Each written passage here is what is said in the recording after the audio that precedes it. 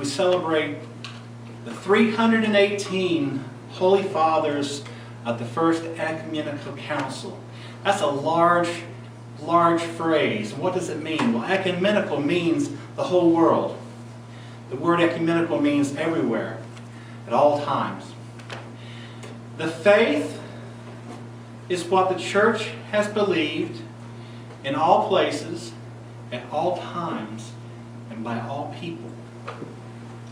This was the key phrase that tells us, as a guiding principle, what the faith of Christ is. You see, when Christ was crucified upon the cross, and he was dead and buried, hell grasped at a corpse, thinking it had one to add to its numbers. But as it grasped a corpse, it came face to face with God himself. Hell is emptied and is barren and lamenting its loss, for its emptiness and barrenness has embittered it. And so ever since, and after the ascension of Christ, ever since that point, hell and the devil have tried to find a way to subvert the faithful. This happened soon after the ascension. There were heresies that started to spring up as the disciples went out into the world to start preaching. As they walked on to that point which we're going to celebrate hopefully within 10 days, Pentecost. They started to walk out and to go and start spreading the gospel. They started fulfilling the Great Commission that was given to them from Christ. Go ye out into all the nations.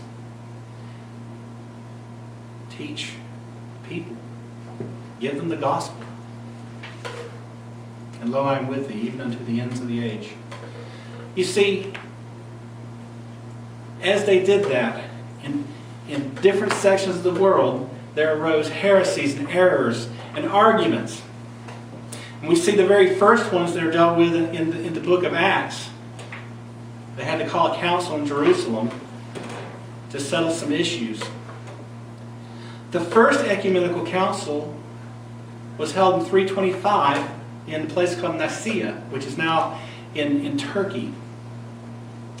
You see, Constantine the Great wanted to make sure that the faith was unified and they taught one message to the people.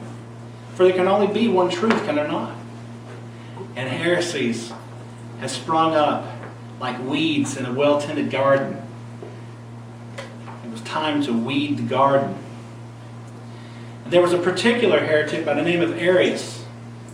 Arius, we call him the arch heretic, for he was almost the most successful heretic of them all. The First Ecumenical Council was called to deal with him particularly. Arius said this. He said that Christ was not in union with God, but that he was created by God and then given permission to be divine, to come upon the cross. Kind of strange, isn't it?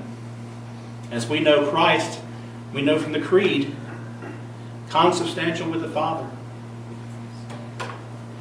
And so consubstantial, that word means that Christ is not a created being, but that he always was and always will be.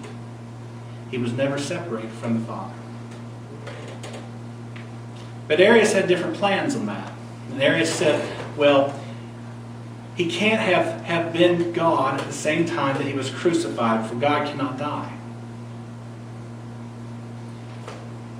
But the church fathers disagreed and voted and said, oh, Arius, that he was God, for if he was not, salvation could not have been granted by his dying upon the cross and rising again. It took that kind of sacrifice.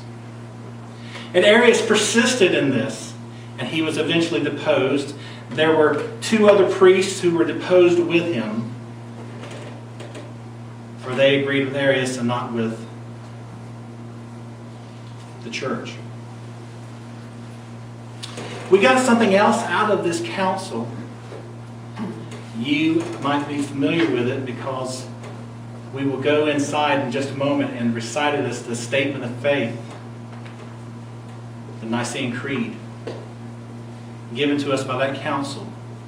And ever since then, it has become the creed of which we as Christians profess in what we believe. To be Christian, we must believe these non-negotiables of the faith. These things are not to be discussed anymore because they've already been settled. It's been given to us. We know it. There's no discussion on it. And so we profess it. And a gift that the council had given to us. You see, there was a number of Holy Fathers who were there, 318 to be exact. A very significant number, if someone knows in the book of Genesis, in chapter 14 and verse 14, 318 is very significant for us, the number of people that Abram took with him.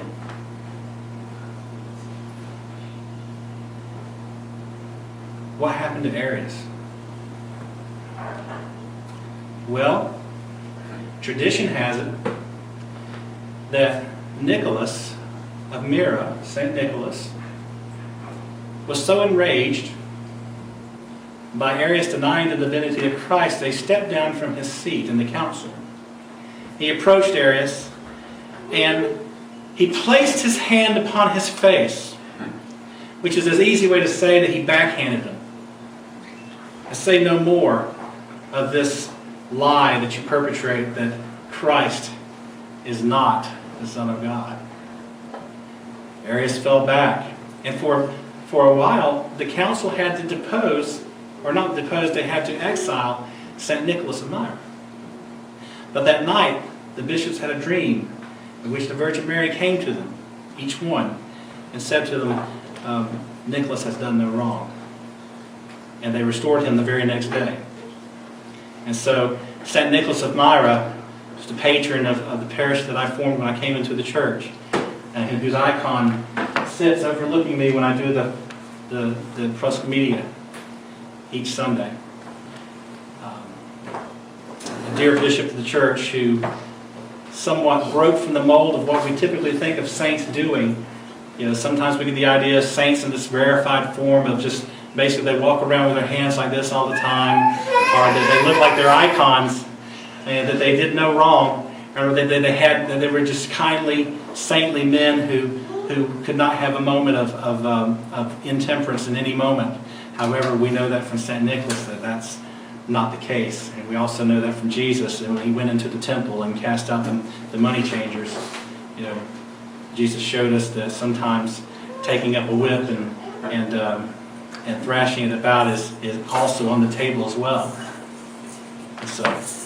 And so the first council gave us these gifts that we, Orthodox Christians, may have the faith without compromise.